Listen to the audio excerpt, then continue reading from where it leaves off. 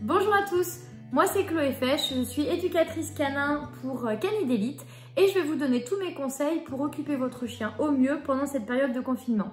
Alors, la première chose, c'est qu'au niveau de vos balades, si vous ne pouvez pas partir très loin autour de chez vous, voire même vous ne pouvez pas lâcher votre chien, ce que je vous recommande, c'est vraiment de sortir votre chien avec une longe déjà pour qu'il puisse sentir des odeurs et c'est justement de le laisser sentir ces odeurs. En fait, en balade, on a trop souvent tendance à vouloir faire courir son chien, à le fatiguer physiquement, alors qu'en fait, l'idéal, c'est de le fatiguer mentalement et pour ça, rien de tel que de le laisser sentir toutes les odeurs présentes dans sa balade.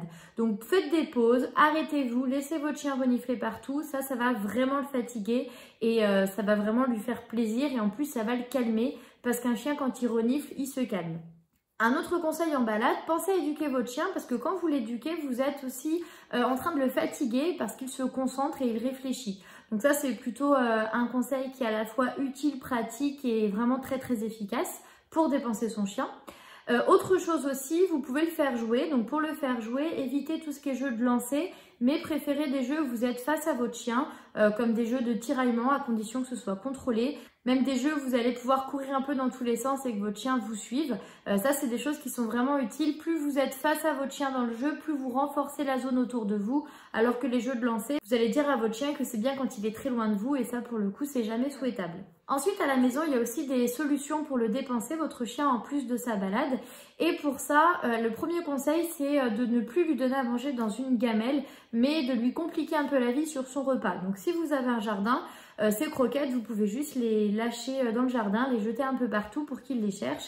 À la maison, vous pouvez utiliser des tapis de fouille ou même des jeux qui vont distribuer la nourriture.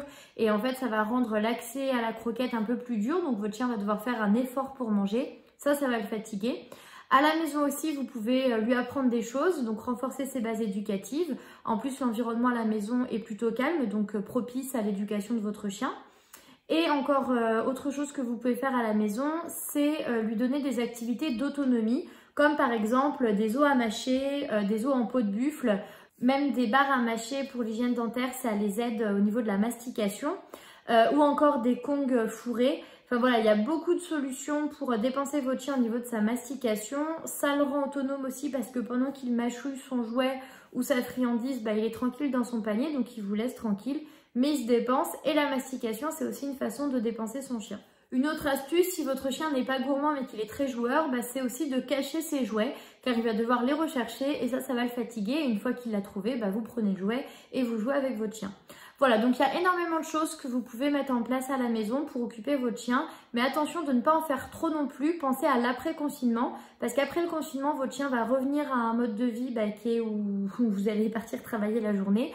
Donc pensez aussi à lui laisser des moments de pause, des moments de calme. La plupart des chiens n'ont pas l'habitude d'être autant sollicités par vous toute la journée, surtout quand vous n'avez rien à faire que vous occupez de votre chien. Donc pensez aussi à lui laisser des moments de sieste, de repos pour ne pas le rendre endurant, hyper attaché à vous et que du coup le décalage entre le moment de confinement et le après-confinement soit trop important pour votre chien.